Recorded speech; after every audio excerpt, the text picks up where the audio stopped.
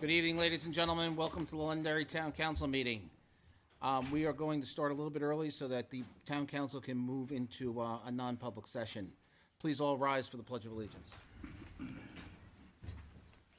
I pledge allegiance to the flag of the United States of America and to the republic which stands, one nation, under God, indivisible, with liberty and justice for all. Ladies and gentlemen, please remain standing. It was brought up at the last meeting about moments of silence, so we'll have moments of appreciation. Our moment of appreciation tonight is for our first responders, for the police department, for the fire department, for the public works department. And also keep in mind we have 700 employees over at the school. There's almost 1,000 people who serve this community. This moment is for them. It's for their appreciation for what they do for this community.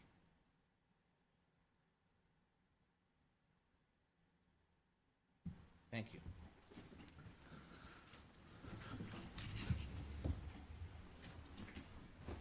All right, I'll accept the motion to move into non-public under RSA-A:3, Part 2, Part M. So moved. Second.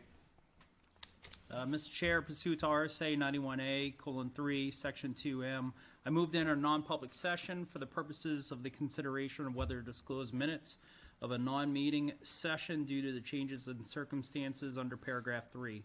However, any vote on whether to disclose minutes shall take place in public session. Roll call vote. Take Holmes, aye. I, Chad Franz. Hi, John Farrell. Hi, Jim Butler. Hi, Ron Dunn. All right, folks, we're going to step out for probably about 10 or 15 minutes, and we'll be back.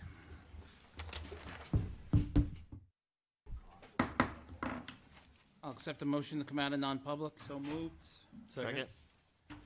Roll call vote. Ted?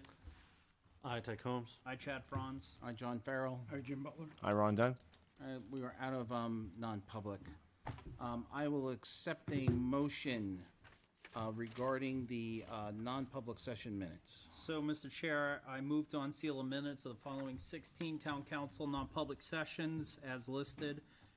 1:23:23 non-public session as redacted. 10:17:22 non-public session as redacted. 9:26:22 non-public session as redacted. 8:29:22 non-public session. 6:20:22 non-public session. 6/6/2022 non-public session. 4/11/22 non-public session. 1:28:22 non-public session. 1:10/2022 non-public session.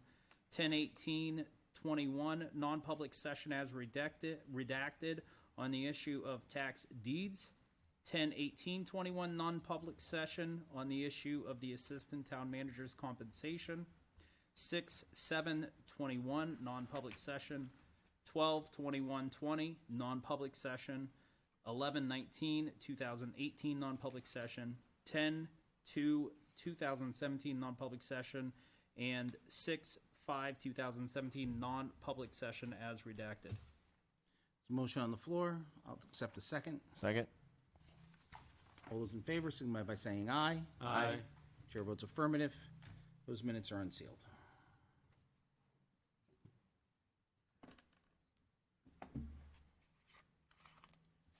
Ladies and gentlemen, we're going to move from hearing to public comment. Is there any public comment this evening?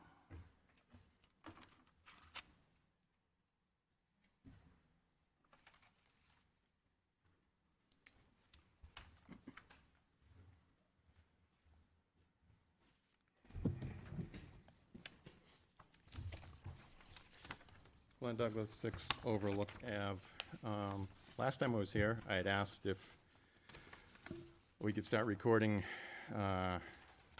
council votes by roll call, according to section 3.6D in the town charter, and I'm happy to see that we've started recording town council votes by roll call. First time in 16 years I've actually seen that.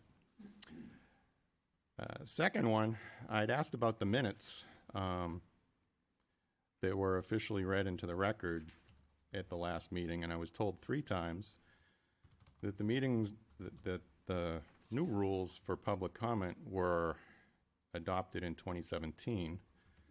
I did a little bit of research, and they weren't adopted in 2017. They were actually adopted on April 18th, 2018 by Councilors Farrell, Green, Butler, Dolan, and Combs. They haven't been readopted, as far as I can tell, since 2018. But the charter, section 3.2A, requires that within 10 days of the election, you meet to reorganize, appoint chair, vice chair, etc., take your oaths of office, and adopt the rules of the council, if they're different than the town charter. Now, it's interesting, on 418, when these rules were adopted, Councilor Dolan at the time said that the rules were, quote, aspirational and unenforceable. He said that because there was a meeting in 2017, which a number of you were actually at, that went through how to conduct meetings effectively. And there was a whole section on minutes. There was actually a section on non-public meeting minutes as well, which is interesting that we've unsealed everything. The other thing I'll point out is for months we've been told that public comment is limited to 3 minutes, but could be extended. But the rules read at the last meeting said they were 5 minutes. You're required to adopt the rules. They've never been adopted, so I don't believe these rules since 2018 are in effect until you vote to adopt them. School board did a very similar thing. They voted at their first meeting to readopt all policies and procedures from the former school board, because boards cannot encumber following boards to apply to any rules other than what is in the charter or stated by RSA. That's the first one. The second one, or the third one, I guess, there's a letter to the editor in the Londonderry Times submitted by the town manager, and I'm just going to read some of it.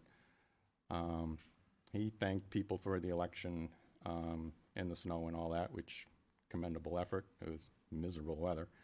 But he said he wanted to elaborate on something because lately this reality has been obscured by a handful of people who opt to explain decisions with which they disagreed by suggesting Londonderry public servants are not acting in good faith.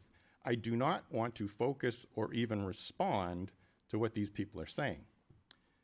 He then went on to say, but unfortunately, the loudest voices at this moment seek chaos as an end in itself, are employing conspiracy theories, name-calling, and misinformation to drown everyone out. He went on to say we need reasonable middle to fill the room, both literally and figuratively, because if we don't, Londonderry's most divisive voices surely will. I read that and almost fell off my chair. As far as I know, most of the divisive voices, which I'm probably one of them, are not spreading conspiracy theories. Most of this information has come from 91A articles that were requested. There is no name calling, and the most divisive people, we have a right to speak at public comment. Now, going back to the 2017 meeting and running effective meetings, the interesting thread there was most of the people, some of which are still on boards today, wanted to know, how do we stop people from speaking at public comment? How can we shut them down if we don't like what they're saying? So you might want to go back to the 2017 meeting and review what was said, because this is unacceptable. Thank you. Thank you.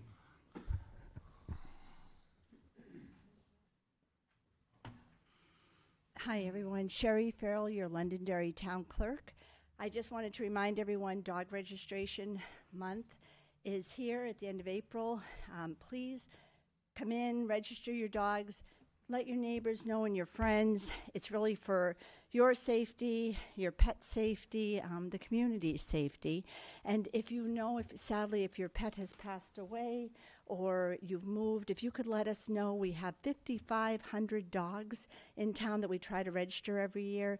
Grew a lot during COVID, but if you could just reach out and let us know. We send out our hot pink little note cards to let everyone know. That way it'll stop, one, the expense of those, and also you'll stop, you won't get those cards and reminders anymore. Also, we have a rabies clinic coming up, and that's going to be on April 29th. It's open to all communities throughout New Hampshire. Anyone who needs to get their dog or cat registered, they can come in, get the vaccination. Dr. Myrna is donating her time and the vaccinations again from Londonderry Animal Clinic, and we're grateful for that. And on a real positive note, this year she's asked that all of the monies raised go to our Londonderry band. So they have their big trip coming up to England, so that's very exciting. So that's it. If you could help us spread the word, that would be great. Thank you. Thank you. And kindness, I think, is the word that I just think of in general. Just kindness and looking for the positive and trying to celebrate all these good people in this room, and people that are out there. Come and share the positive a little bit too, because this is a great community. And I really thank you, Mike, you, Kelly, Ron, Jim, my husband, Chad, Ted, for all of the hard work and effort you put in. And I think sometimes we get so caught up on the negative that we forget that this is an incredible community. I've been here since the 60s, and I literally thank God every day for all of you and this community and that we're here. So, kindness. Thank you. Thank you. Anyone else for public comment? Sean Faber, 73 Old Nashville Road. I would have said this last meeting, but there was a lot of people, and I wanted to give them their space. But I just wanted to say it was a good, positive experience running for town council. I want to congratulate Ron. I want to congratulate Ted. And this is just a great part being involved in this town, and I want to continue doing that. So I just wanted to make that positive statement, and thank you. Thank you. Thank you. Anyone else for public comment? Yes?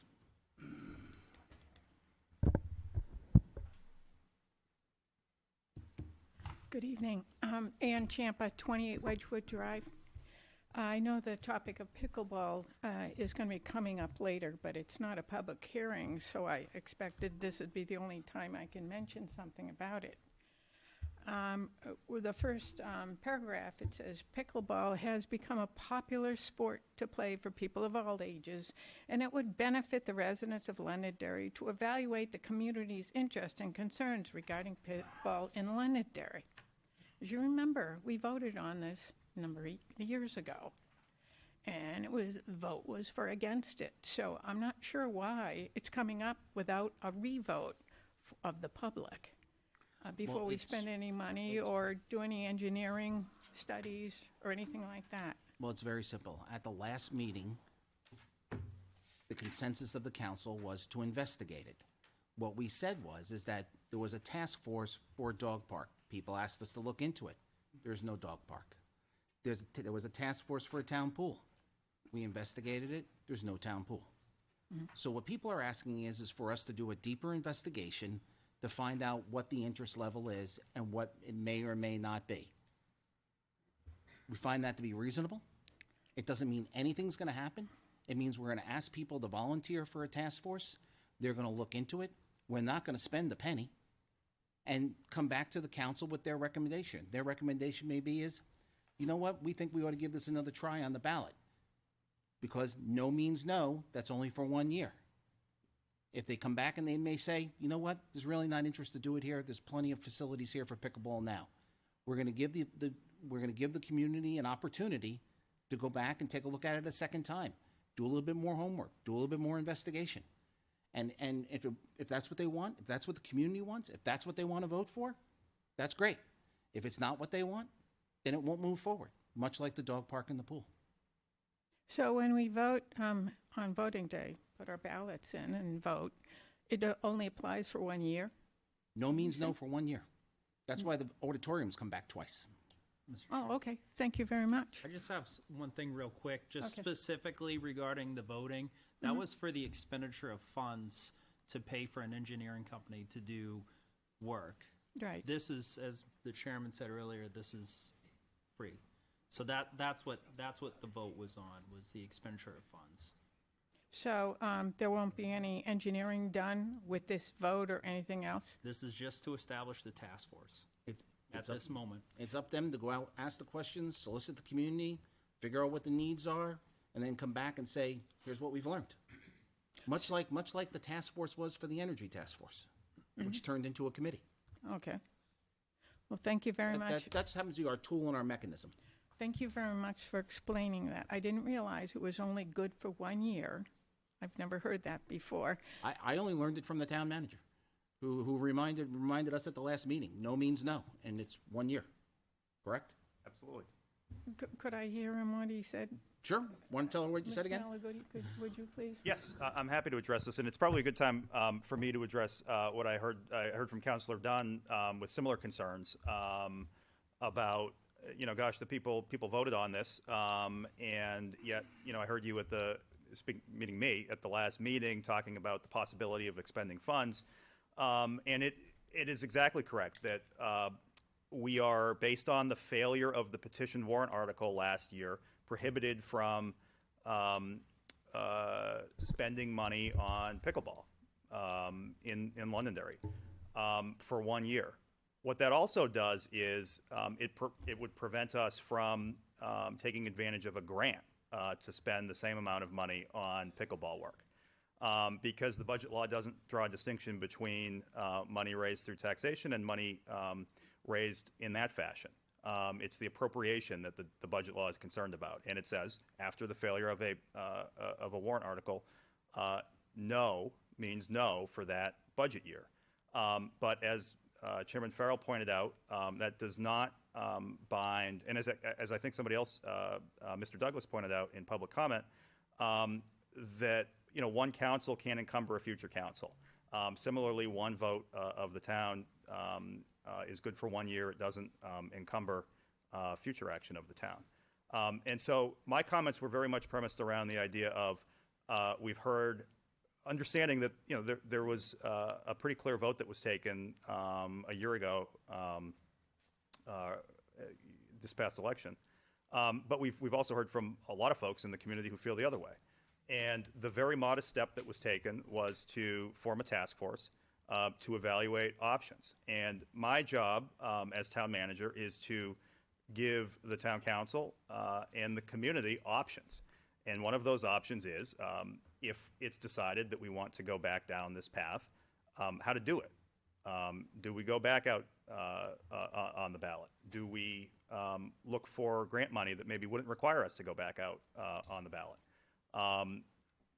It's really my job to identify options so that people who have the expertise on the pickleball task force can make recommendations to the town council, and the town council can vet those recommendations.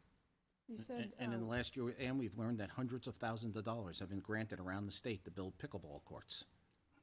So let's go find out. can you slide in a bocce court for me, too? You can have a bocce court task force if you like. Thank you.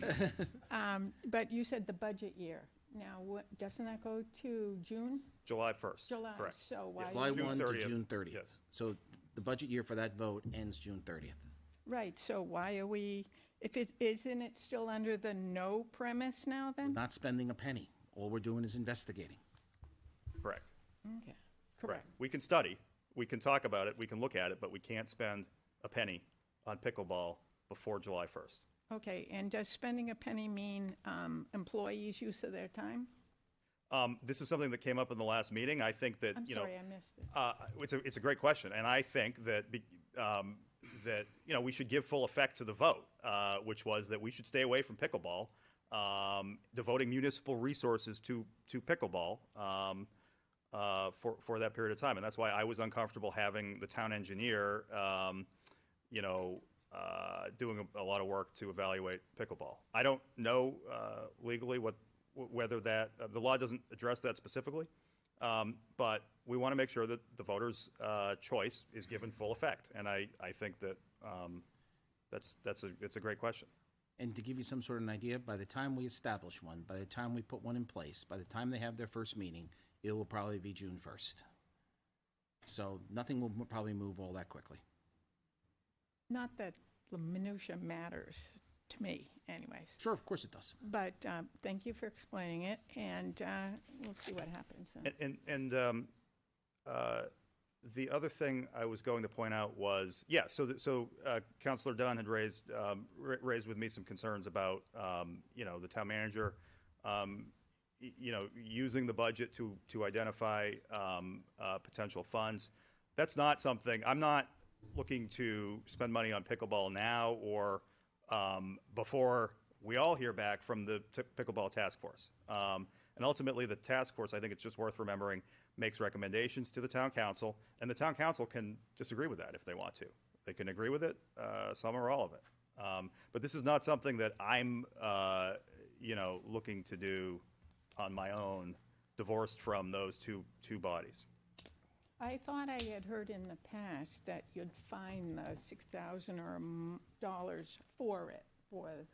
I thought that was mentioned. Right, and that's what I'm referring to is inartful, perhaps, on my part, not to bring the timing of that into it. But we have a task force. It's important that we wait and see what the task force has to say, and that the town council vets that. And so I'm not looking to spend any money on pickleball until those two things happen. Okay, have you already picked a committee? You said we have a committee? We don't have one yet. It's on the agenda tonight. Okay, thank you. Who knows? It might fail. The council may not vote for it. We don't know. We haven't gotten that far. Okay, thank you very much. Thank you.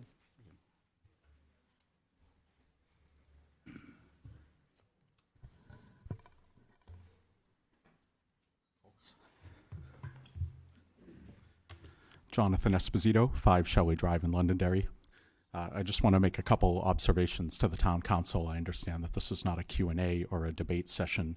I was very interested to see several updates to the town council rules of order on the londonderry.org website. I did attend the reorganizational meeting on March 27th, I believe it was. Please stop.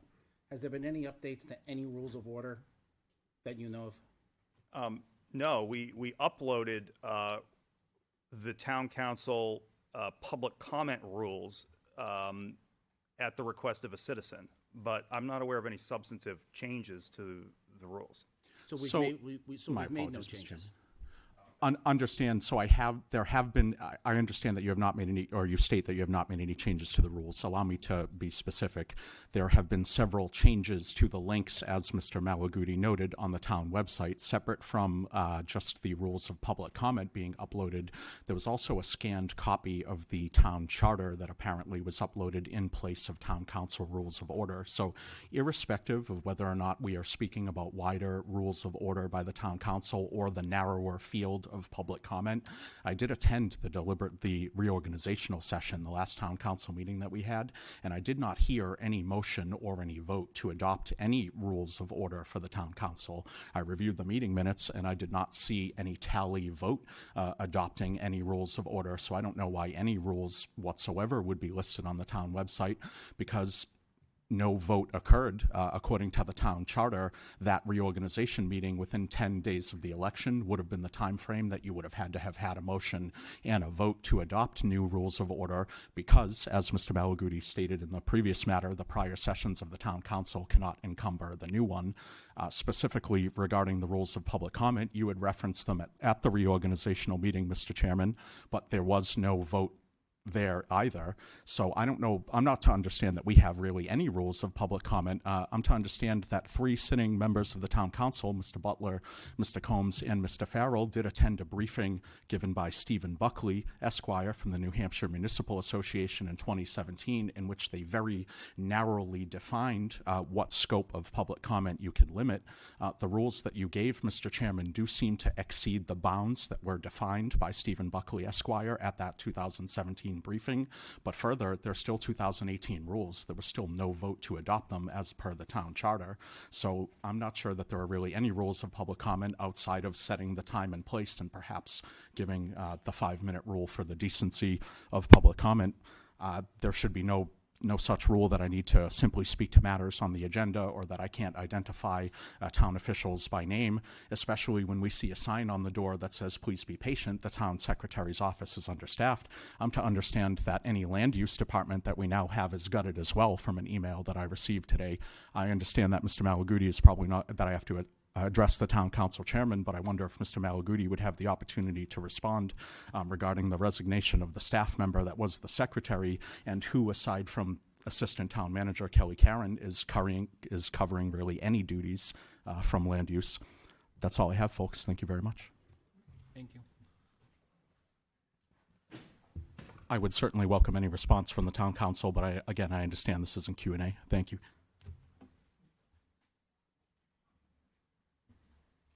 I'm back. Glenn Douglas, 6 Overlook Ave. There were changes to what was posted on the website. We didn't say that there weren't changes to what was posted on the website. What we said was there was no changes to any council rules. Now, there was an error done on the website, which, thank you, you pointed it out and it was corrected. Okay, this is public comment. This isn't listen to you. Just saying. Sir, I'm going to correct you when you're wrong. So please go ahead. The FY12 rules that were posted are different than the FY12 rules that were posted several weeks ago, because I went through them today. And I actually sent an email to the town council on Friday and said, why did the FY12 rules get removed? Didn't get a response. I did get a response from the administrative secretary that said it was a mistake, but I put them back. Well, what you put back isn't what was there, because they're different. The content is different. So I don't know who's correcting who, but whatever. Thank you, sir. Thank you. Seeing no further public comment is closed. Yeah, Mr. Chairman, Yes. I'd like to bring something up. It's concerning our minutes and meetings. Over the past 6 to 12 months, I've watched people in the audience, I've read newspaper articles talk about transparency, mistrust, conspiracy, corruption, and it goes on. All negative. What I think we should do from now on is enter the video as part of the minutes of the meeting, so when someone accuses us of not doing something, which is fine, everyone can see on the video what's going on and who said what, and we can correct some of these problems. So I believe that we should enter the video into the minutes of the meeting, and if people have problems with what was said, or go back to the video, it's part of the minutes of the meeting. I've had that minutes, some information isn't on the minutes of the meeting. Well, guess what? We're not in court, and we don't have a stenographer doing the minutes. So I think this is a reasonable change. And you talk about transparency in meetings, can't get any better than that. So I think that's what we should do. Now, to Mr. Douglas's point, it seems we have a problem with the council. Do me a favor. Go home. Tell us how to solve the problem. Tell us how to solve... No, pardon me? Sir, out of order. All I'm asking you is... We are closed you bring in up, public You comment. bring up some points, and you have every right to. No doubt about it. Mr. Esposito brings up points. No doubt about it. Come with a solution. Come with what you would like to see us do. I'm open for that. Because I'm tired of listening to what I consider, whether you like it or not, a small group of people. These people up here have to take the concerns of over what, 26,000 people in town? 17,000 voters? Not a group of 1,000 or 1,500. So when we do some things, it's not all about the people that come and constantly talk about whatever they want to talk about. You're out of order. Well, and here's another thing. Some people don't like the way that Chairman Farrell runs a meeting. But I'll tell you what. Out of order. What? We don't go into recess. He controls the meeting and he does a good job. And it's a tough job to do. You don't see us going into, our meetings are pretty damn controlled. Not like some other bodies of government that had problems, and every time there was an issue, the only way they resolved it was, let's take a recess. We don't do that here. He runs a good meeting, and I back him. Whether you like it or not, I back John Farrell. And if you guys have problems, next time we have a meeting, bring it up. Let's look at what the problems are, and tell me how you want to solve it. Don't keep coming up and just blasting us. I don't have a problem doing it. Maybe you didn't elect me, but other people elect me to say what I have to say. And I am saying it. And I will stand up. This isn't an easy position. Ron Dunn's going to find out real quick. It's not an easy position. We run a good meeting. And it's all because of John Farrell. And not because he's my friend, not because I've known him for 10 years, because he runs a good meeting. He knows how to run a good meeting. He doesn't let it go amok. So come back, please. Come back with some suggestions and tell me what you want to do. And let's look at it at that point. I'm assuming this is still not. Out of order. Out of order. You don't run a good meeting, sir. Good night. Out of order. What a joke. I'll say it.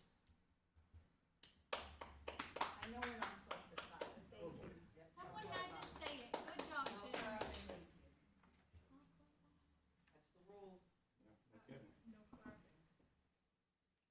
And believe me, I sit up here and I listen to some people in the audience when they show up. They talk about disrespectful, this gentleman's disrespectful. Watch some of the video and you'll see other people jump up, talk out of order. We get nothing done. It's too negative. We've got to get by all this crap, excuse me, and move on in a positive way. Accept the motion to open a public hearing. So moved. Second? All those in favor, signify by saying aye. Aye. Chair votes affirmative. I'm open a public hearing for two pieces, Resolution 2023-04 and 2023-05. This is acceptance of unanticipated revenue. One is for the Search and Rescue Grant, Training Grant. The other one is for the Energy Efficiency and Conservation Strategy Grant. Who will present? Mr. Chairman, LPD is here and is prepared to speak on the SOU grant for $61,000. I will just tee that up by saying that, the SOU unit that Londonderry participates in they're highly trained, they're well-equipped, just like Londonderry Police Department, and it's important that we keep them that way. The second grant for $75,920 is an energy efficiency and conservation block grant through the U.S. Department of Energy. This is a grant that Londonderry it receives based on a population relative to other municipalities in New Hampshire. And some of the items that this can be used on is audits, energy retrofits, building codes and inspections, conservation efforts, traffic signals and street lighting. I've already had a conversation with the chairman of the Utilities Committee and suggested that the expertise of that group would be of some assistance to the town in determining how to allocate those dollars. For tonight's purposes, all that's occurring is we are accepting that $75,000 grant with no decision being made as to how that money should be spent. It would be my intention to take that back to the town council for input and a decision once we hear from the Utilities Committee. So if I understand what you're saying correctly, is you're recommending our brand-new Utilities Committee has to come together fairly quickly to figure out the best way to spend $75,000 in the community and make a recommendation for that. Correct. That's great. I mean, I'm really interested to see what they're gonna have to say. That is great. Great idea. Are there any questions? Ladies and gentlemen, this is a public hearing. Are there any questions from the public regarding these two items? With that, I'll accept the motion to accept the unanticipated revenue for resolutions 2023-04 and 2023-05. So moved. Second. All those in favor, signify by saying aye. Aye. Chair votes affirmative. and we'll accept those. I'll accept the motion to close the public hearing. So moved. Second. All those in favor, signify by saying aye. Aye. Chair votes affirmative. And the public hearing is closed. Next item for business. Next item for business is Source Water Protection Grant Environmental Risk Assessment Report. Emily DeFranco from CEI Engineering.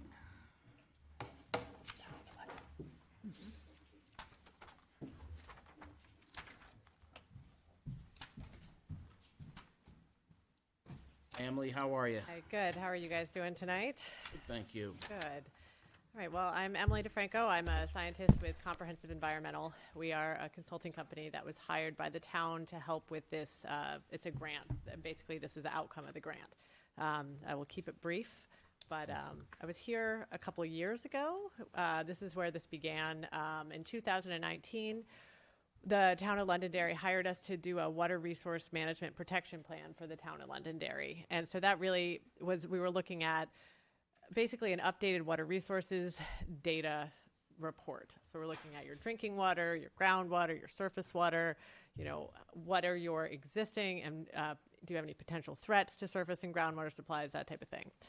And part of that report was to provide recommendations to figure out what else you could do to protect water resources in the town. One of the recommendations of the plan was to conduct an assessment of septic systems, and that was what this next project was, basically. So that was the background. So I have been here before, and we were talking about this a few years ago. So in the town of Londonderry, you have about 6,500 or so developed parcels. Of those, only about 693 are connected to public sewer. The rest are on septic systems. So about 90% of your town relies on septic systems. So anything in green in the map, septic systems, the brown is the sewer parcels. So just to give you a background on that. Very brief, why we care about septic systems and what happens when septic systems are working well. They work well. That basically you have all the sewage from your house is discharged to a tank, the solids settle out, and they get discharged to a leach field. And when that's in working order, the soil has the ability to filter all of the stuff that's coming out in your effluent. The bacteria in the soil can break it down. So by the time it makes it to your groundwater, that water is, the effluent's pretty clean. And that's what we want to see happen. When a septic system is maintained and replaced as it should be, so when it's pumped every couple of years, when it's replaced every 20 or so years, that's the system works. That's, you know, designed to work. When it doesn't work well, that groundwater, if that soil doesn't have the ability to filter that groundwater and treat it, it ends up in your groundwater supply. And a lot of your residents in town rely on drinking water from wells in their backyard. So it's basically from the same place. So we want to make sure that that water supply is clean, essentially. So that's the background. We care about the well side of things more than anything. So that's sort of a little bit of background. And in 2022, we helped the town apply for a source water protection grant from New Hampshire DES to take a look at your septic systems as part of the recommendation from that earlier report. You received that grant, and these were basically the things that we were looking at. So the first was to figure out what parts of town were more at risk environmentally for having failing septic systems. So I'll talk about that in a minute. Then from that, to create a septic system database, so some type of electronic tracking system, which you don't have, most towns don't have, so not just Londonderry, but hardly anybody does because they're all, you know, on their septic systems. And because this grant was a source water protection grant, we were only able to do that in source water protection areas in the town. So source water protection area is a land area that drains to a drinking water resource. So, you know, any place that drains to water that Pennachuck Waterworks takes up, that would be considered part of the source water protection area.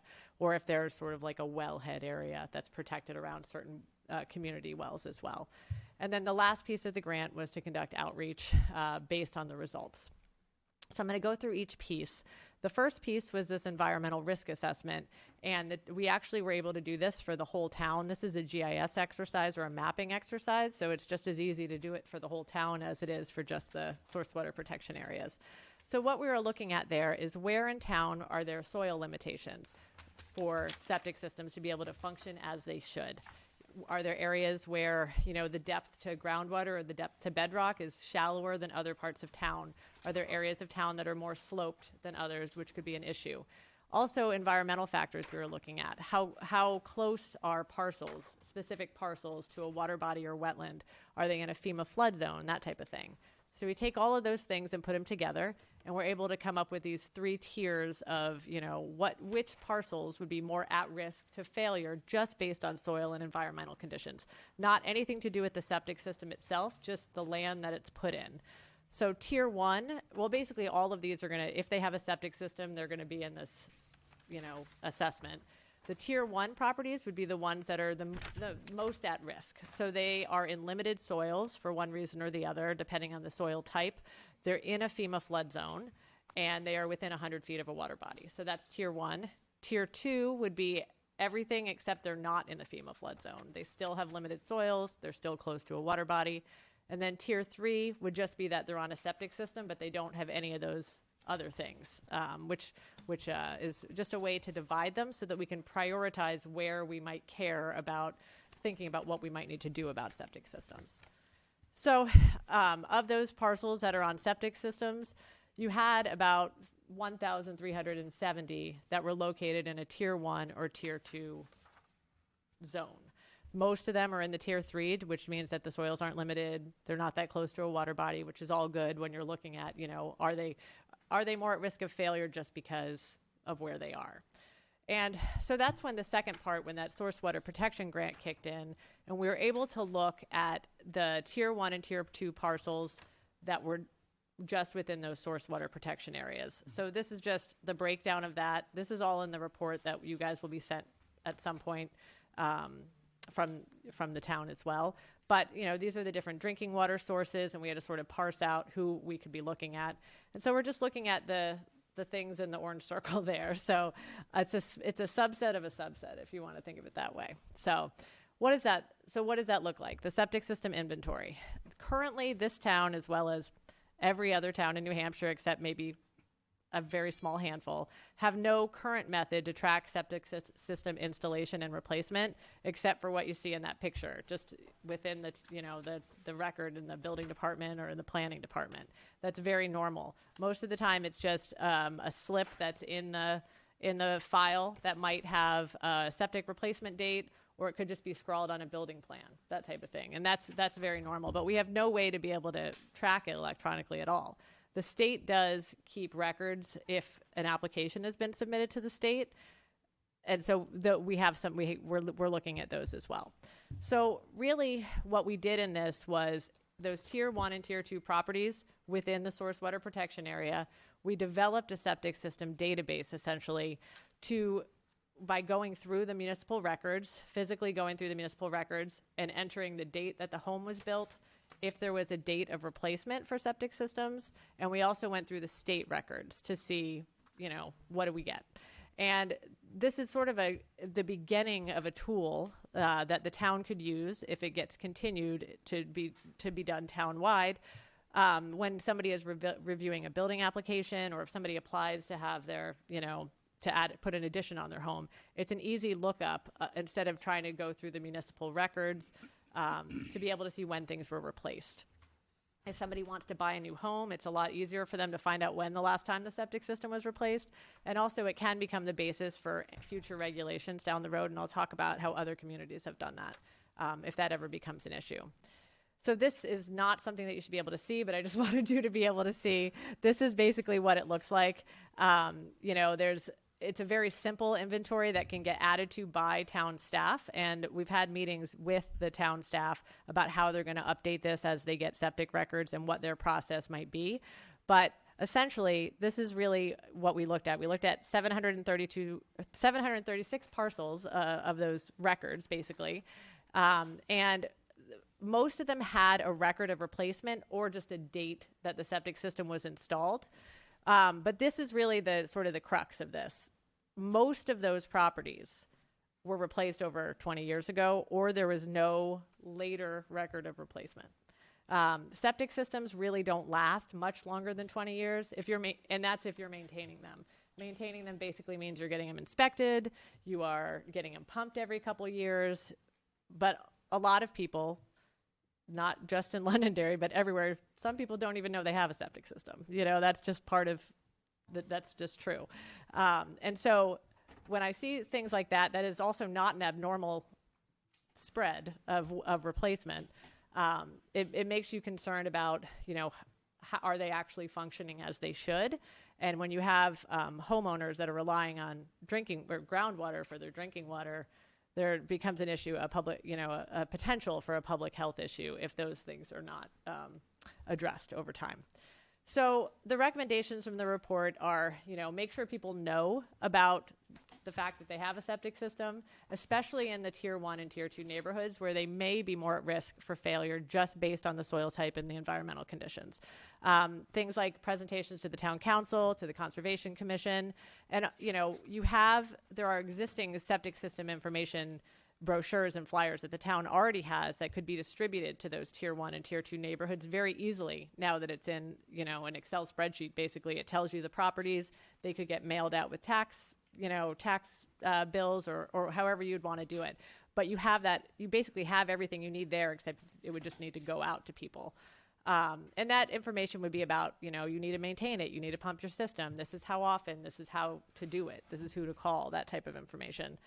The other thing that you could do is complete the septic inventory for the rest of the town, rest of the town, outside of the source water protection areas, outside of the tier 1 and 2 levels. If you could get it done for the whole town, that is something that, there's still about 5,000 properties that we did not look at with just the scope of this grant that we had. That's something that the town, the members of the town that I've been working with feels that they could complete in-house now that they sort of have the infrastructure set up. It wouldn't take them much. We had most of the municipal records pulled by an intern this summer. So it really is just work that could just sort of get built up over time, but it would provide the town with a good resource to be able to really take a look at septic systems and actually being able to, to track what's happening. And this was down the road, but one thing that some towns have done are considered regulatory changes, especially in areas where there's a concern. So most towns, including Londonderry, follow state regulations for septic system installation, which is, a setback of 75 feet or so from surface waters. The leach fields have to be built about 4 feet above the seasonal high water table. And basically, the main requirement is if it's found to be failing, then it has to get replaced. The found to be failing thing is pretty hard to find because it's a septic system. So those are the basic regulations that exist. Londonderry follows those, as do most towns. A few towns have changed their regulations because towns can put whatever type of septic system regulations they want that could get passed within a town. Most of the ones that I have experience with are because of, like Meredith, New Hampshire has lakes. They have a lot of algae blooms that have been shown to come from septic systems. So they had a health ordinance pass which requires an evaluation of all septic systems within 250 feet of the lake. And basically, you have to get your system evaluated, and then you get an operational permit, basically, from the town to have a septic system within that area of the lake. That's just one example. Another one is in Rye, New Hampshire on the seacoast. Their issue is beach closures, and that comes from bacteria from septic systems, which, they found that over time, over the many, many different studies that were done. They put in some more stringent design criteria. They also have a very high groundwater table, so they couldn't stick with the state 4 feet, to the seasonal high water table.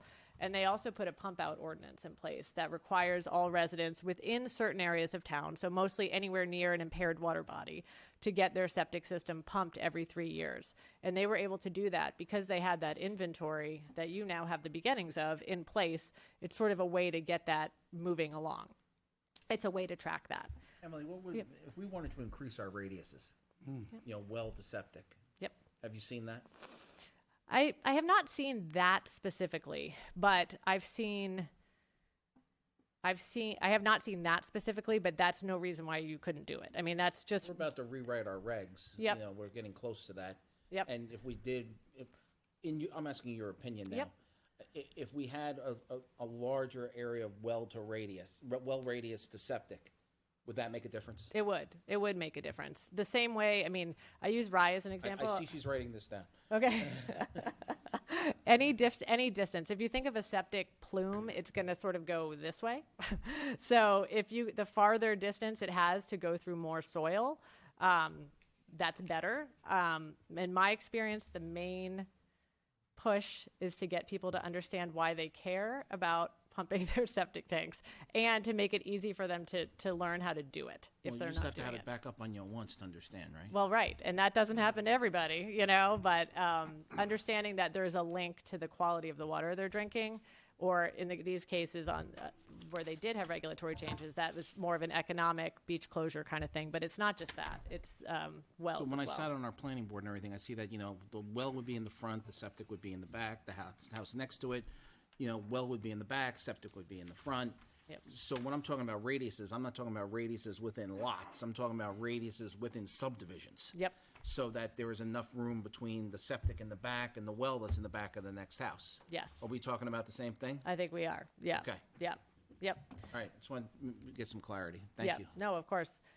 So I think that is actually, oh yeah, and that's just reminding you that's why we care here, because it's not a beach closure or algae bloom kind of problem that you have here, but it still is it's a link. I mean, when you have private wells and septic systems, it's something you want to be taking seriously as sort of what can we do as a town.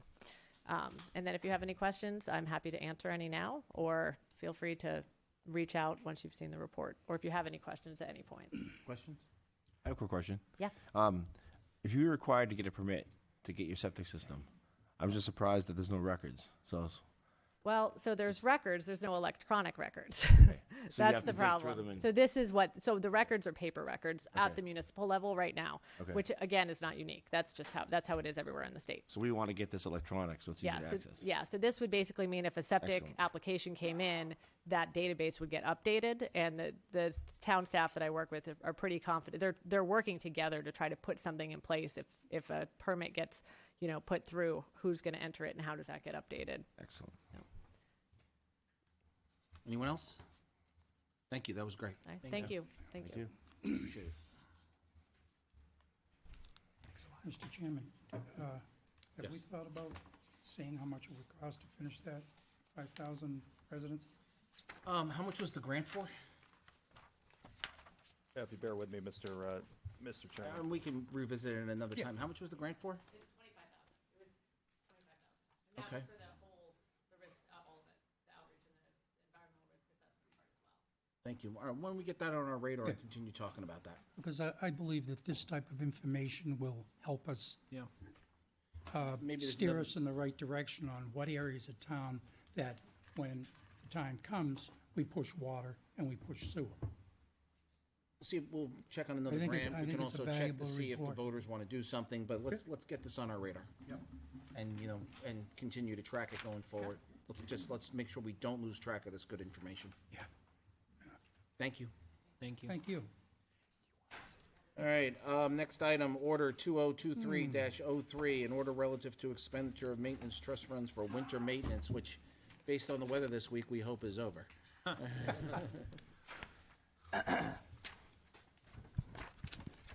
Thank you, Mr. Chair and Town Council.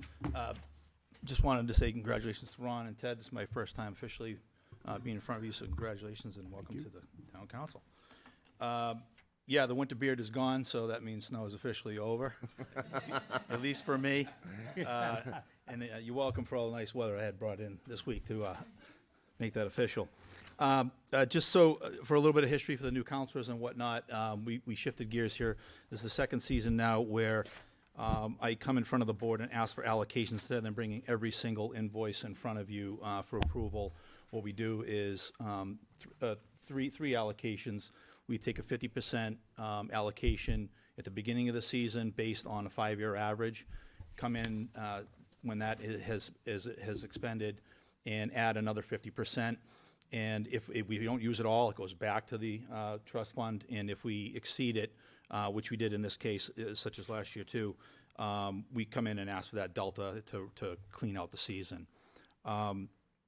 I will also point out that this year we did go over, we did end up with 68 inches of snow officially in Londonderry, which is a good solid 18 inches above where we've been at for the last couple of years. That last snowstorm pretty much did it for all of us with that 16-inch plus storm. And also you'll see that the monies have gone up as well. I want to say about early January, we had some discussions with the fire chief and the calls that they were experiencing, and they were really kind of struggling with trying to keep up with their parking lots. And they preferred to use their truck too to also go help with their responses and their calls. So they were struggling a little bit to keep their lots open. So we did end up quickly asking our contractor to go ahead and assume the responsibility for those 3 stations. So that's something else that drove the cost up a little bit more this year as well. So the accumulation and the 3 additional lots that they were plowing for us. So this allocation that I'm looking for is for $6,840 for the purpose of paying the remainder of this year's balance of bills. I'll accept the motion to approve, unless there's any questions, excuse me, I'm sorry, is there any questions? I'll accept the motion to approve 2023 -03. So moved. Second.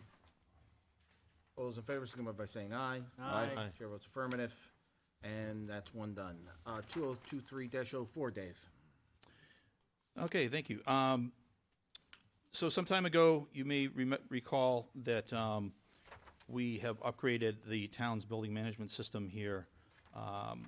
It was in conjunction with a little situation we had going on at the library. Actually, I had already begun looking into upgrading the building management system that we have here in Town Hall, and whereas it was running on 1990 software. And the software that the library had circa 1986 had actually crashed. Luckily, their vendor at the time had one mothballed somewhere, brought it in and kept them running until we could come before you and kind of do both buildings at the same time, with the concept that we're going to build a single platform where we would create it, get it up and going with Town Hall and the Leach Library, and then we could build upon that. We also know that we don't like to have proprietary issues, and so I began the search and discussion with E&E Systems, and Paul O'Neill and Andy Gamache is here with me tonight. And just to brief you on their company, they actually did the install in software for Town Hall. Ironically enough, when I had a problem here, I had called them, and Paul was nice enough to come out and was kind of shocked a little bit that it was still up and running and running well. So, but nonetheless, we could have we were potentially facing issues going forward, similar to what they experienced at the Leach Library. And so we started on this venture, and their company has been both professional and quite impressive, to say the least, at what they've done for the town of Londonderry. A lot of things at no cost. They've kept costs down. We've actually now secured them as our maintenance contractors for both this building and the Leach Library, and saved several thousands of dollars in our maintenance contracts as well. As they were setting these things up, they found some system errors and things that were going on that they rectified for us very quickly and efficiently. They do have many of the state bids in the state system, the courthouses and whatnot, in Portsmouth. And they're gonna Paul's gonna come up, and he's just gonna basically quickly walk you through the town hall and the Leach Library, what we've built so far, and then he'll show what I'd like to do in moving forward for the 3 firehouses to bring onto this platform, and he's going to show us where Portsmouth is at, so you kind of see what it is we're driving at and how the system can look. So with that, Paul O'Neill. Awesome. Thank you, Dave. And thank you, everyone, for having me here tonight. So just just to give you a broader brush of what we do, we're an HVAC contractor as well as building automation contractor. The systems that we install are energy management systems. They're intended to save energy in the way we operate our buildings by keeping them comfortable and so forth. For example, in many areas we deploy CO2 sensors to measure the amount of CO2 in a space like this, and then we do demand ventilation based on how many people are breathing in the room. That's just an example. Many other strategies like that. So these building automation systems are designed to reduce the operating cost of a facility's utilities by at least 25%. The industry standard is 30%, but I like to be a little bit more conservative. So when we deploy a system into a facility, we typically see those types of savings when they don't have one. Similarly, the system, if it's not used properly, or if it's antiquated, some of those savings start to degrade over time. What we found with Leach Library and the town hall here, they were older systems, and they weren't really utilized very well because the software, being from the mid 90s or actually early 90s over at Leach Library to the early 2000s here in this building, the software was very archaic and difficult to operate. Technology's come along very quickly in the industry, so what we have here now operating these two buildings is a state-of-the-art system that's really easy to operate. It's pretty much automatic. Dave sets the schedules, he sets everything, and it just does its thing in the background. In addition to that, it also notifies Dave and town staff if there's any problem with the facility. So if a boiler goes down, they get an alarm right away and can respond to that before there's a danger to the building or if, freeze up or anything like that. So there's a great deal of benefits that you get from that. Whenever we're able to deploy a system like this in a municipality, like we have at the city of Portsmouth, we're taking, when we encompass all of the buildings into the system, there's an economy of scale, so to speak. So we can have the buildings operate on an individual basis, so there can be an individual operator that can see things and make adjustments. But in addition to that, there's global set points that can be managed by a director of public works if he wants to, if there's a snow day or if there's an event where the buildings are going to be unoccupied, he can just click one button and make that town-wide. Those are types of things that really, really save energy over the long haul. We do that in schools a lot with a snow day button. If a school is going to be unoccupied for a day, custodian or the facilities manager realizes that. He just clicks a button from his smartphone and off he goes. So here at the town of Londonderry, we have the town hall and Leach Library, and it's just a quick click right into the facility. At a glance, we can take a look at the floor plans and in real time drill right down and see what all the space temperatures are. In addition to that, we want to be economical of what our set points are and while we're still keeping people comfortable. And Dave's pretty good at managing that. He's really hawkish about this. I'm tend to be a little bit more keeping people comfortable. He's like, what's going to save money? And that can be done globally so that folks aren't being willy-nilly with their own thermostats. Dave gives people a comfort range, where they can adjust it up to a threshold or down to a threshold, thus saving energy in the town. In addition to that, if anything goes awry in any of these spaces, we'll get an alarm right away. So, and everything is adjustable for the operators to see and understand. And alarms, there's no alarms in the system right now, but if there were any alarms, they would pop right up here and be flashing on the screen and also be notified via text and email. And just if I can interrupt for 1 second, we've already had a couple of experiences where the notification process to me after hours and whatnot has been absolutely perfect in nature. There was a late Friday evening, almost after the system came online, and a blower unit in the attic started to seize up. And luckily enough, it was around 6 o'clock. We still had a staff member. I think she might even still be here now. She might have went home, but she was here working late, and so she could smell something. And almost as I was talking to her, she had called me. I got an alarm on my phone, and so there was a blower unit that was seizing up in the attic. So I called Paul. He logged in from home or whatnot. I drove down here, and he got it to shut down remotely. And when I got here, went in the attic and confirmed that was the error, the actual error, locked it out, tagged it out, and then Paul was able to schedule them, being the maintenance contractor, was able to have them here first thing Monday morning to come down, change that out, and take care of it. So the importance of that is that there wasn't something wrong going on in the building all weekend long. God forbid it could have led to something more catastrophic, a fire or something to that nature.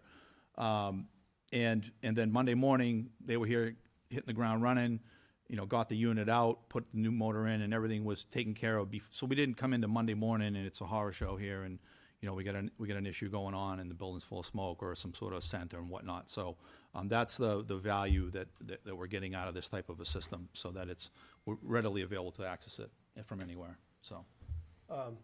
Interestingly enough, we got a complaint today from the Leach Library saying they were a little bit warm. And I was actually, once we jumped online and took a look at it, I was actually pleased with what I saw. We've been very conservative with our set points at the library in order to save energy. So our active cooling set point is 75 and heating set point is 73. So that means we don't bring the cooling on unless the space temperature goes above 75.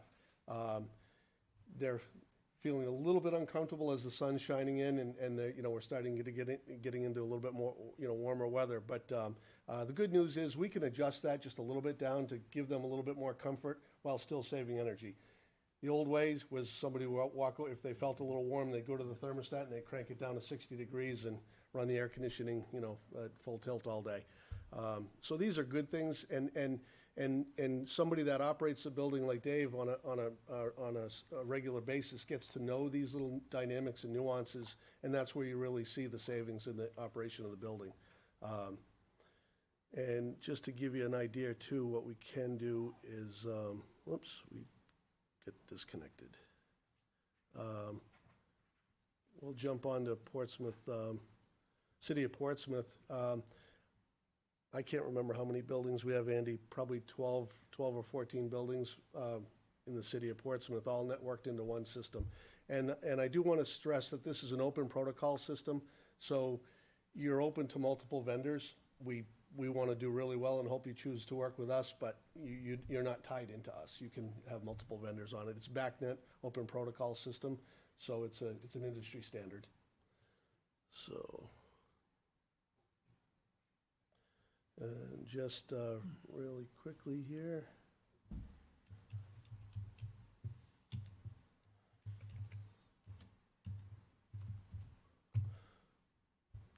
I'll give you a flavor for what we're hoping to grow here with the town of Londonderry. So this would be the city of Portsmouth, and you can see we do tend to their fire stations as well. And currently, your 3 fire stations in Londonderry do have building automation systems, but they're really old. One of the systems I installed when I first started in business in 2003. I believe it was in 2002 or 2003. And the technology, it's proprietary and it's just old. It's time for an upgrade. Yeah, that's the South Station. Yep, the South Station. It's still operational, so you've gotten your money's worth out of it. I'll put it that way. But bringing the building into a centralized system like this gives the town a much better opportunity for managing the buildings properly, and addressing issues before they really become issues. So, and just looking at the fire station again, all the space temperatures are all identified, and if you had a question about anything, you can drill right down into a zone and see exactly what's going on. Or right into big mechanical systems. This happens to be a heat pump loop at the library, Portsmouth City Library, and currently it's running a little bit warm. The cooling tower hasn't been brought online 100% for the summer, but that's actually being addressed tomorrow morning. So, and every building gets a floor plan, and so a building operator, in this particular case at the library in Portsmouth, the library director is an older woman that really has no background in HVAC, but she operates her building very carefully and very diligently, and she keeps her set points right where they need to be. She has artifacts in the basement too, right, at this one? Is this the one that you were telling me about? On the second floor, she actually has, there's a one room that's going to be really cold, 65.2 degrees. This room is kept cold on purpose because of the artifacts that they keep in there, some of the ancient manifests and everything from the city of Portsmouth from years and years and years ago. So they keep it at a really cool temperature to maintain lower humidity, so that the paperwork doesn't degrade. And if anything goes out of spec in that room, bells and whistles go off all over the city. Everybody knows about it. I'm the first in line, but we all know about it if anything happens in that room. So that's just to give you an idea of what what Dave's insight is to build here in the city of town of Londonderry. And so with that, again, the 3 firehouses, so it's important to understand too that the building systems that they have too are not online and available like this. They're in-house.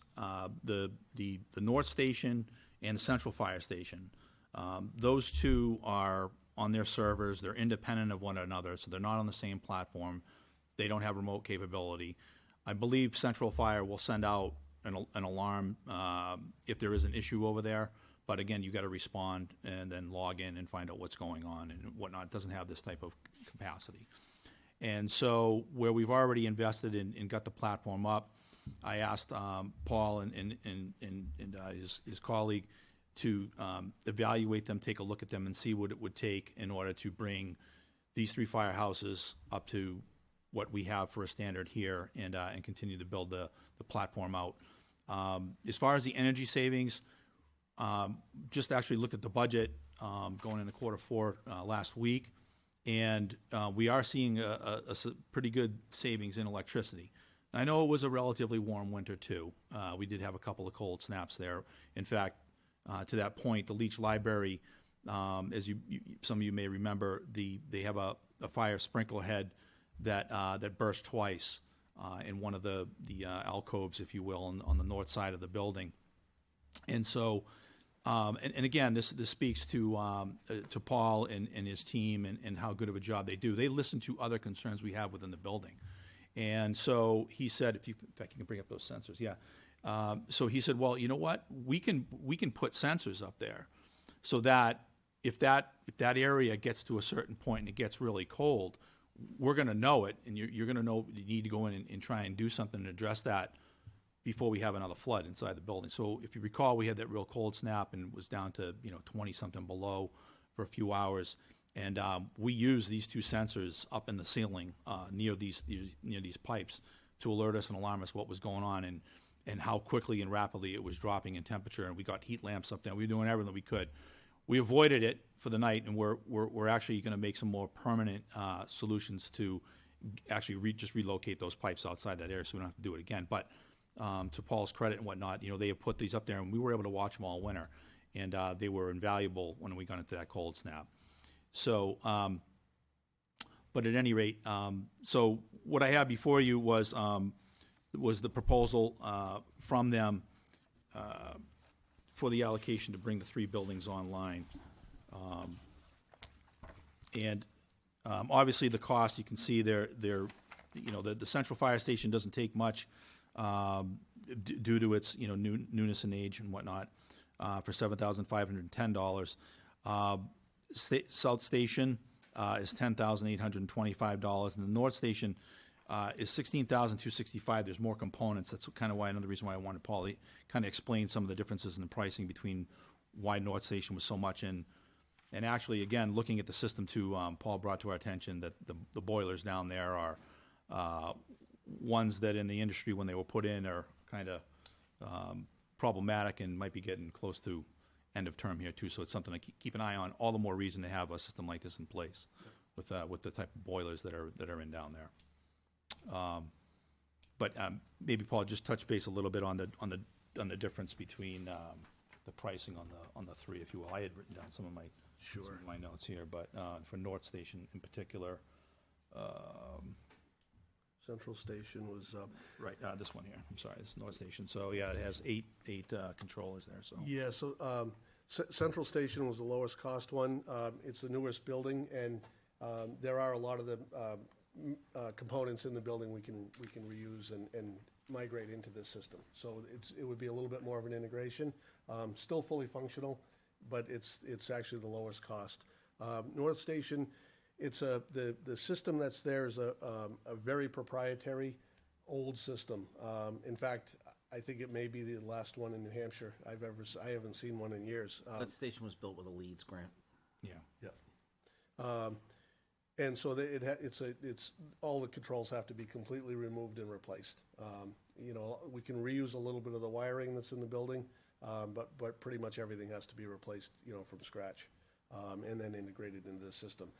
But with a system of that age, you know, they're electronic components. They're like mini computers, building automation systems. And, you know, like any computer, after, you know, 4 or 5 years, you're kind of, it's getting slow, and you're kind of looking at, you know, having upgrades. Now you have a 20-year-old control system that's really antiquated. So that's why that station was the highest cost. And the south station is smaller building. The controls do need to be replaced. It is a proprietary system, but it's a smaller building, so it's a little bit less cost there. But all the functions and features that you've seen here and been enjoying at Town Hall and Leach Library, all those features would be incorporated into all 3 fire stations. So it would be a seamless installation. And when we did the initial platform installation, through Dave's insight, we made it expandable, so there's no limit. Adding these in it's very economical. Okay. Questions? I have a question. When did we start looking at using this at the library? When did we put this online? Yeah. It's been less than a year now. It was just at the end of summer. Okay.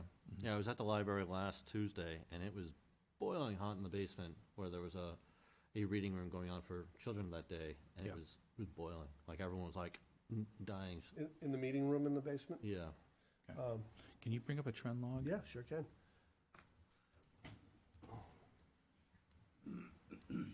And to your point, and again, it's great to have Paul and them have their team available and accessible to us too. This is the most difficult time of year. You know, last Friday, I was at my son's baseball game, not in town, but it's probably the coldest game I've ever been at in my life. And now we're going to enjoy this Friday, you know, 80-something degree weather. And so this is where we can save. This time of year and in the fall is when we can save, because people aren't going over.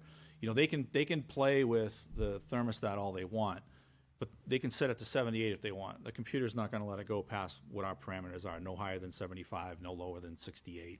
You know, so they can't turn it down to 60 in July. They can't turn it up to 78 in the winter and whatnot. It'll say it on the screen, but the computer is only gonna. It might give them some mental. 69. Yeah. Get a sweater. So here's the answer to your question. Yeah, it's pretty hot in there. It's the set points are a little high. So your heating set point is the light blue line.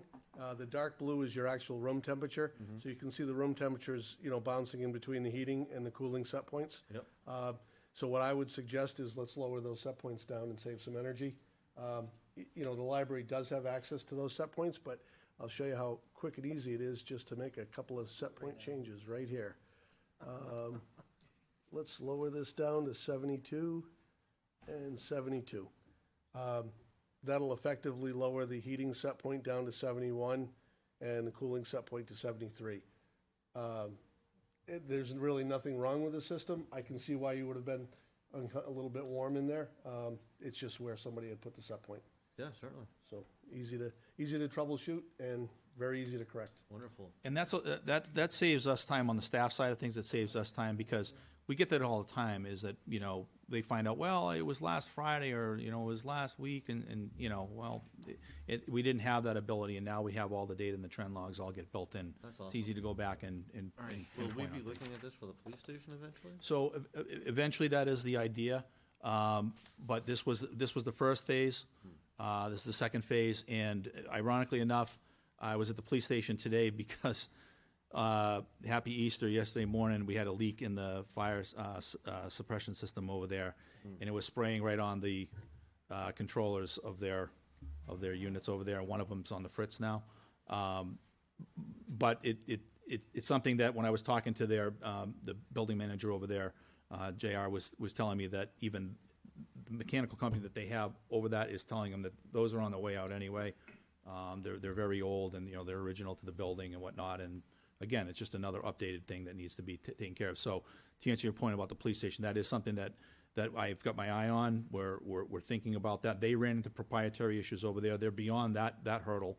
But it is something that I would like to eventually in the future migrate to the platform. It'd be the last sophisticated, heating, cooling system type of building in town that I think we need to move to this system. So, Wonderful. I think it'll be interesting to track the potential savings over time with this. we don't quite have a year in yet, so that's why it's hard for me to really judge. But from what I looked at in the budget last week, going into the last quarter of the year, we're way ahead of the curve with saving on energy. Wonderful. So, All right, any other questions? I'll accept the motion to approve Order 2023-04. So moved. Second. All those in favor, signify by saying aye. Aye. Chair votes affirmative. Thank you, gentlemen. thank you. Thank you. Steve, go ahead and get set up and get started. I'm just going to step out for 1 second, but you can go ahead and get started. Thank you very much.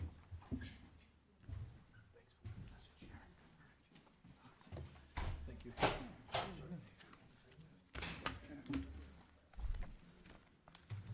Good evening, Chairman Pro Tem Franz, and members of the council. My name is Steve Hamilton, and I'm the assessor for the town by contract. It's good to be here this evening.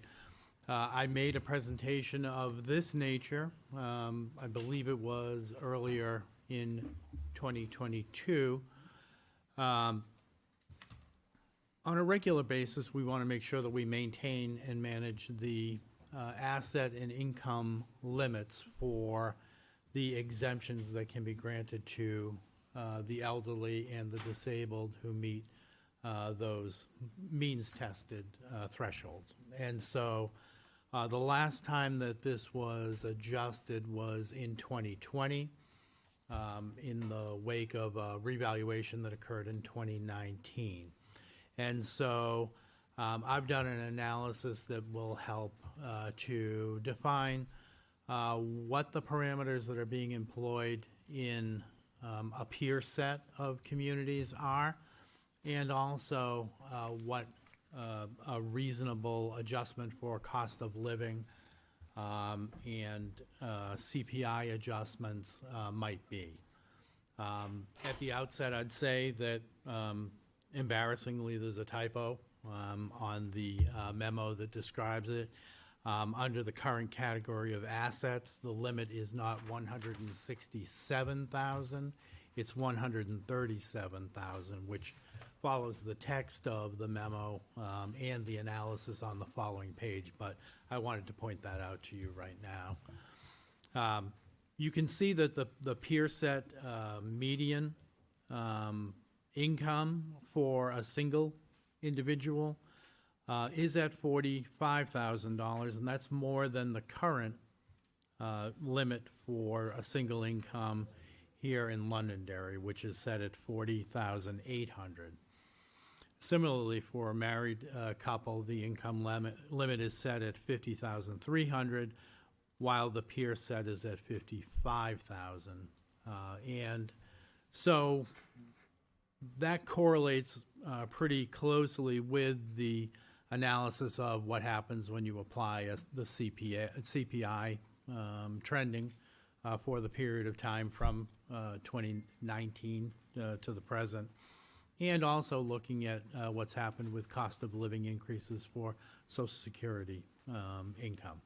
Social Security income has to be considered because we look at the income from all sources, not simply what a person would pay taxes on in a 1040, but the law requires all sources of income to be considered. And that asset limit at 137,000 by statute, that does not include the equity that a person may have in their home. So that is an exempted amount of assets.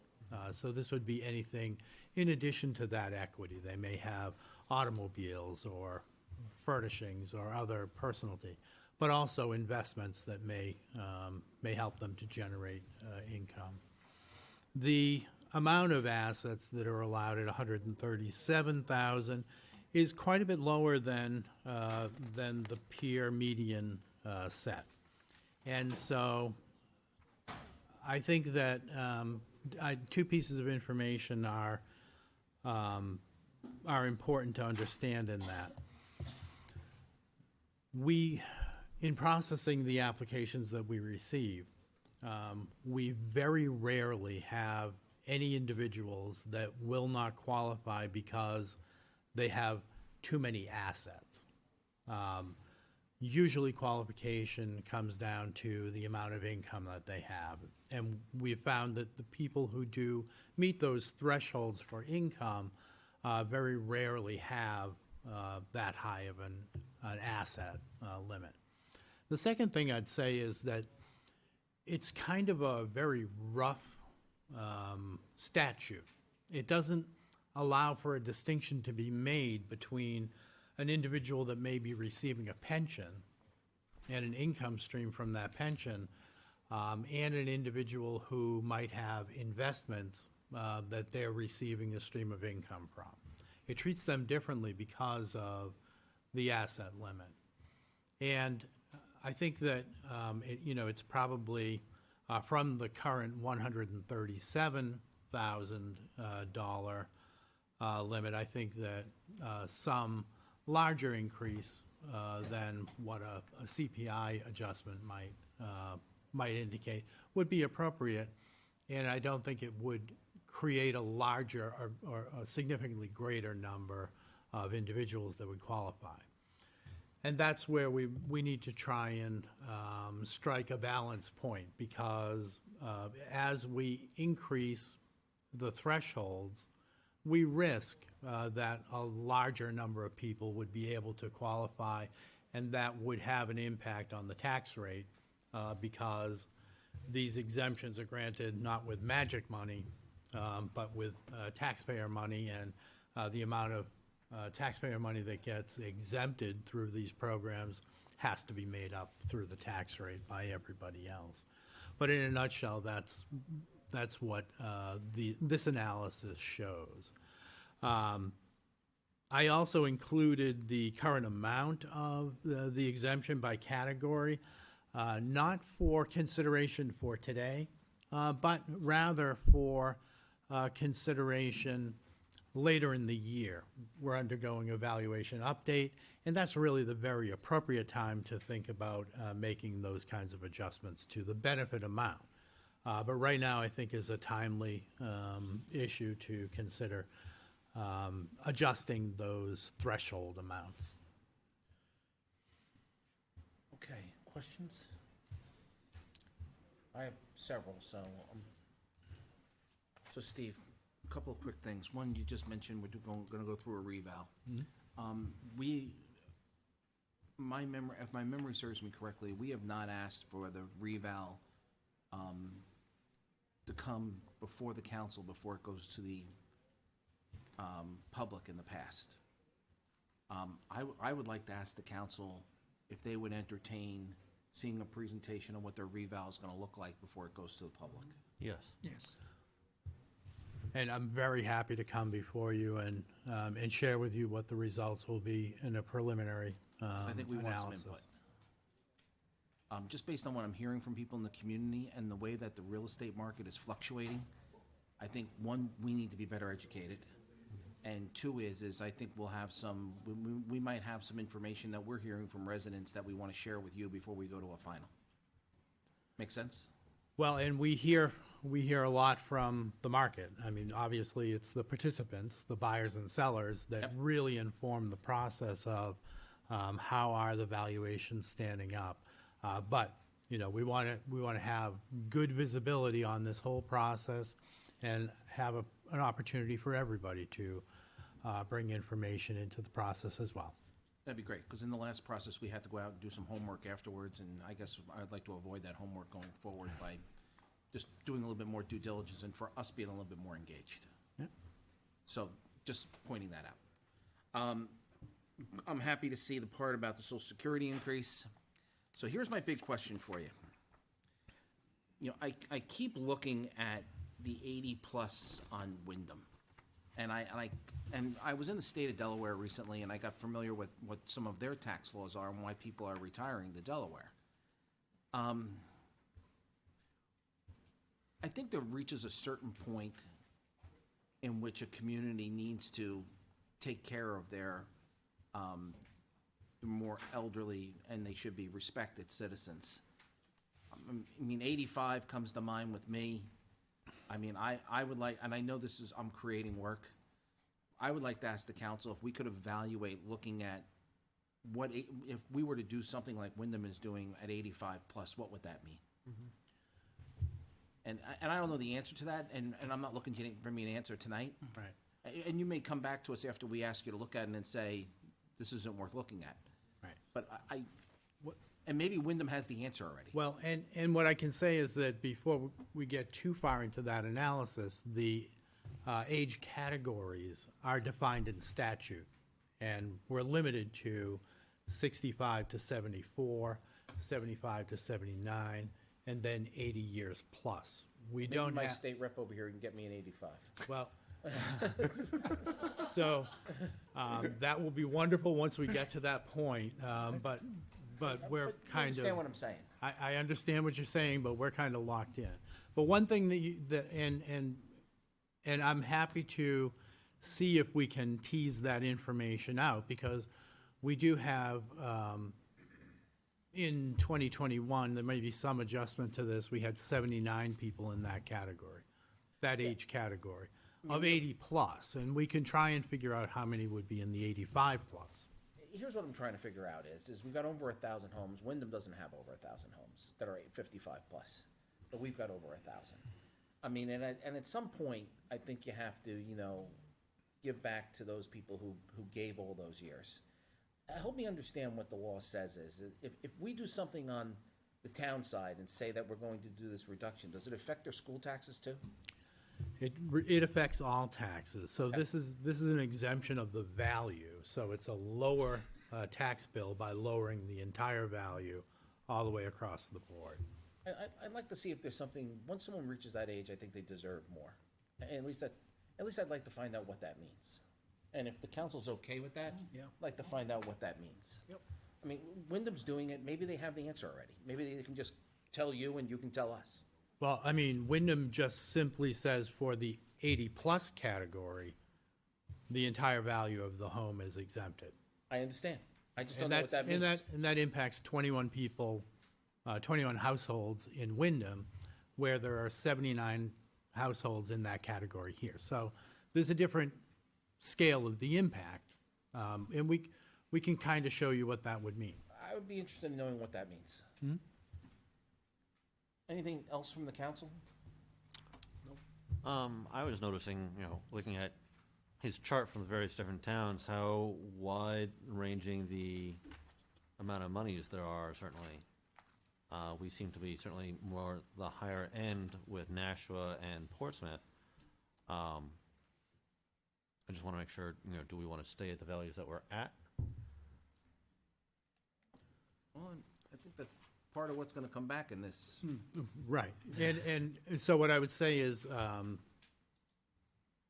if I were in the TV business, I'd say tune in next time, because we'll be making a presentation about what those benefit categories mean and how much the value should be by those categories. Because that is something I hear from those folks who are in that classification, is that, I'm paying all my life. Can you help me out? So, Mr. that'd be Chairman, interesting knowing. Mr. Chairman, if I may, just inquire of Mr. Hamilton what the time frame would need to be to make this first step 1 change, and then what the time frame would be to make the step 2 change.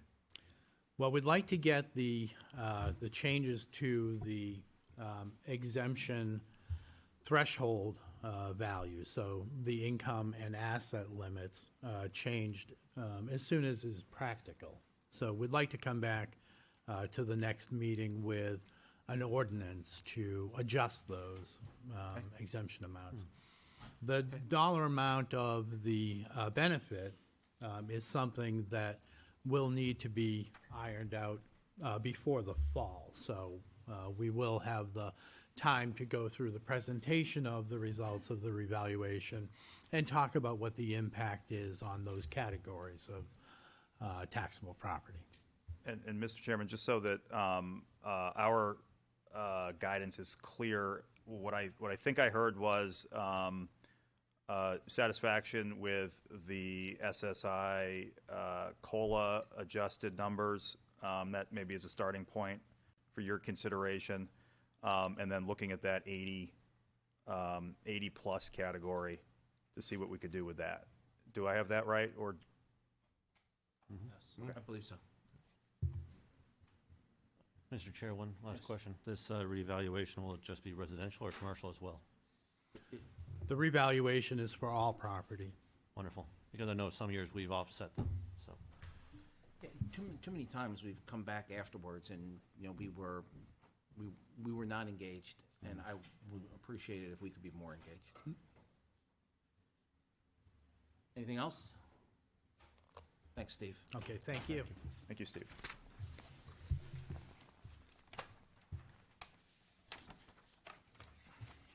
Next item, Resolution 2023-07.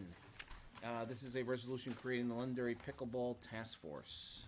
Yes, Mr. Chairman, we've batted this one around earlier in the meeting, but what I can tell you is that there's kind of a plain vanilla recipe for how to create a task force, and this follows that mold. I think the goal, certainly that I heard from the council and that I adopted in drafting the committee charge and the ordinance, was to leave as much room as possible for the task force to define goals and options and where it would like to go, without confining their work too much. And that's what you have in front of you. Yeah, I think the only thing I'd like, I'm sorry, does anyone have any questions? I think like to change the duties and responsibilities on the date to something more like September, Certainly. so we can get something before budget season, Certainly, Mr. Chairman. if they decide that this is a path they want to go down. And to be very clear to the council again, this does not mean we're building pickleball courts in town. This does not mean we're doing anything. This means we're establishing a task force to look into it.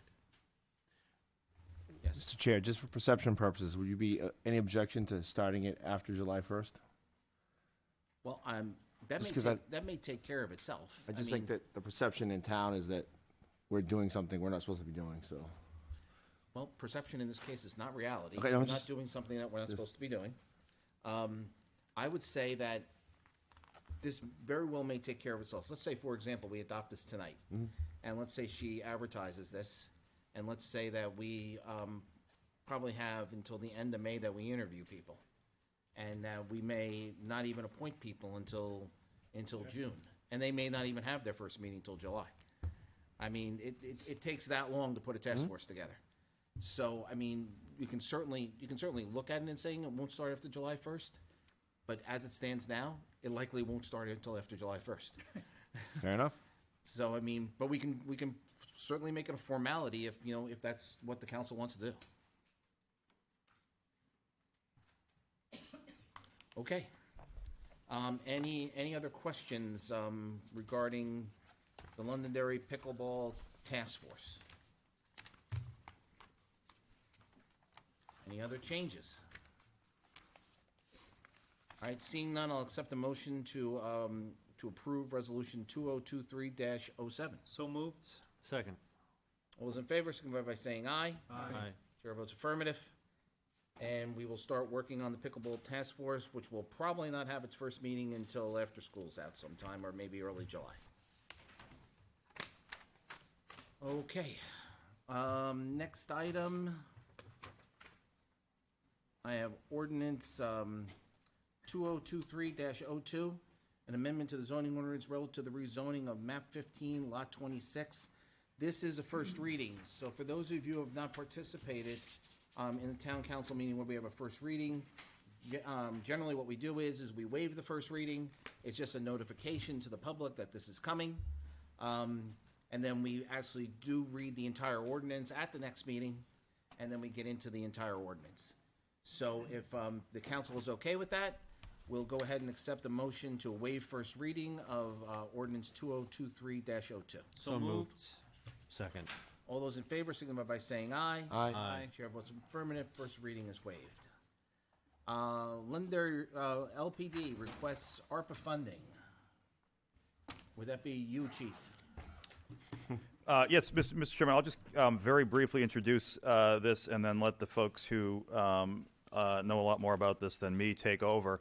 And just to flag it, there is a request on here for the dispatch center. We're going to be asking for some support for some work that needs to be done there. Did I miss something? Oh, no, it's part of this? That's part of this. That we'd like to table until the next meeting. The focus that I think LPD has is its drone unit, which, for what it's worth, from my standpoint, is a large success. Not only do they rescue lost children, animals, but they support our special operators and keep them out of harm's way. And I'd ask that the council support LPD in doing all three of those things. Chief, floor is yours. Thank you, sir. Good evening. I'd like to make us a brief pitch to you, gentlemen, this evening as to what we're looking to spend some funds on.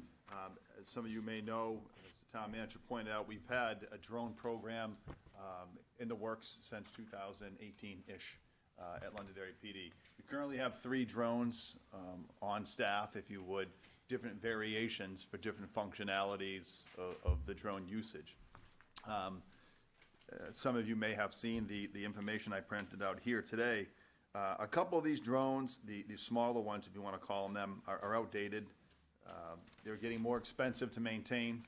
Battery life, for example, it's $1,000 for a battery, and we've gone through those several times. The Brink that we came before in 2018 and purchased, or 2020, was a much larger scale, and it had a lot more capabilities and options. This Brink Loomer, or Lemur, however you want to pronounce it, is the new updated version of our old one. And much like everything else we come to you folks for is equipment, training, and updating the resources that are available to our community. As the town manager pointed out, these things are time-saving. They're really useful for officer safety. We've used them for suicidal and barricaded subjects. We've used them to go through. These new ones will do real-time room mapping capabilities too. So that's very useful for even the town here for buildings as such. I won't get into all the uses that we've had for you folks and bore you, but the new one, it'll have 4K day-night night vision and thermal sensors. We will to mesh our network capabilities with the other drone. We will be able to, if there were a live scene and we needed to log in as the command staff, we would be able to jump on our phone at the time and see a live feed if needed. Obstacle awareness, this one will be able to sense issues that are coming up, things that are in the way. And not that it matters, but there is some other neat little functions that the drone guys are head over heels for. To me, I don't know. I don't know a lot about those, but I tell you what, they're telling me that this is the real deal and we'll benefit from it. And as I said to you folks before, I wouldn't come to you folks for anything that I didn't think was a want. This is a need. I think it's an important tool that we can utilize quite often, as we have been for the last several years. Please, questions? A couple things I think is pretty cool is that I reviewing the literature you sent out earlier, if a combatant strikes the drone or whatever and it's doing the room mapping, it can give you, I like the full layout that it's like, hey, here's a room, you can breach here for safety because there's no combatants here or whatever, but if a combatant strikes it or whatever, it is protected. It can do a turtle mode or whatever. It Yeah, can that flip was what it back was called. over. It can break through a window. Yeah. Very, very neat technology and in all efforts to keep our residents and safe. So thank you. Thanks for bringing that, Councilor Franz. One of the other great things we used this for last year was during Old Home Days. As we all knew, we had some added concerns during the whole Old Home Day festivities. We were able to use this drone to clear the road, do rooftop clearances and things like that. So multi-use. Thank you. Yes.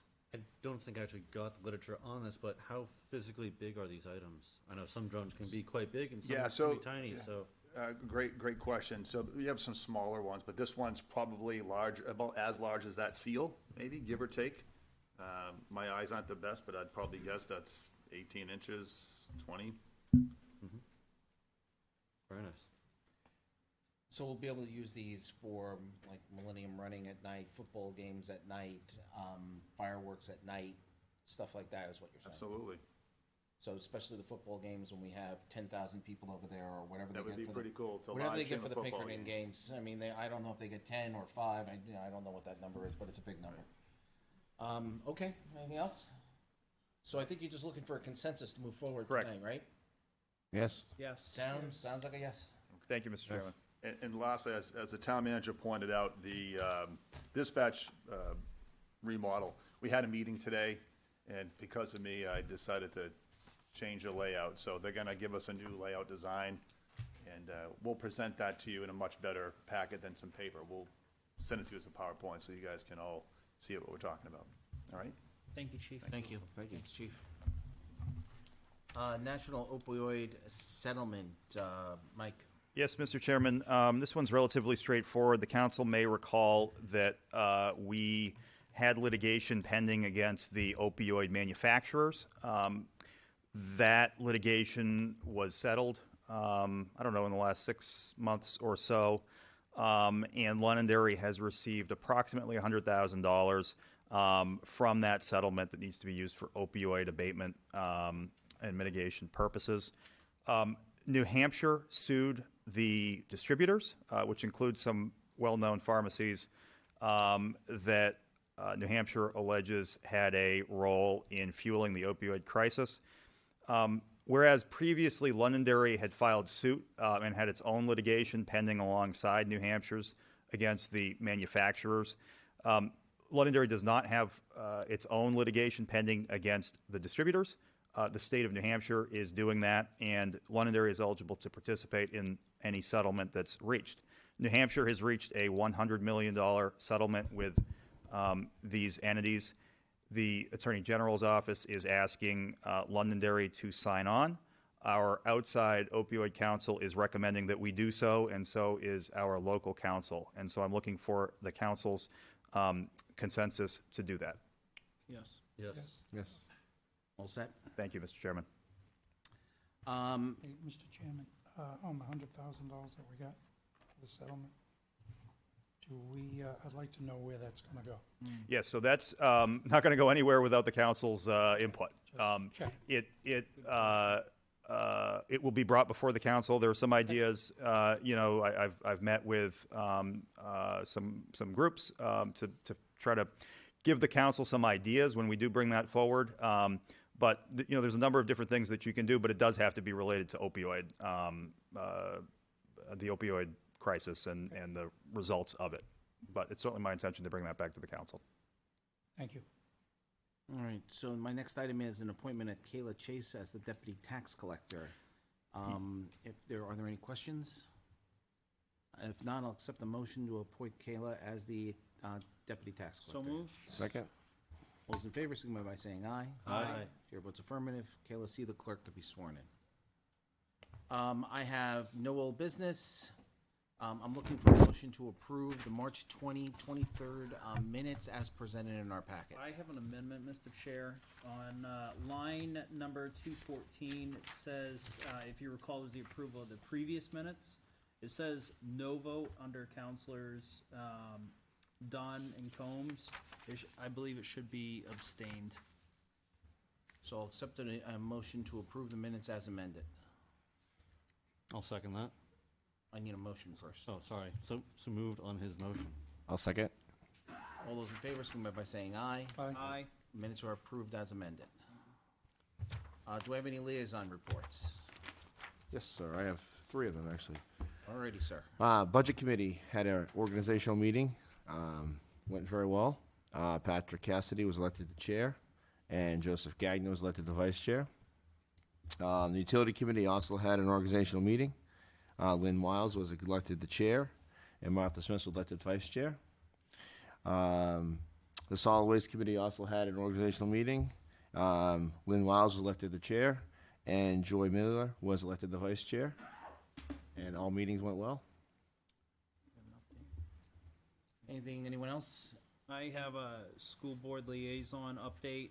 Same thing, they had their reorganization. Mr. Slater was elected as chair.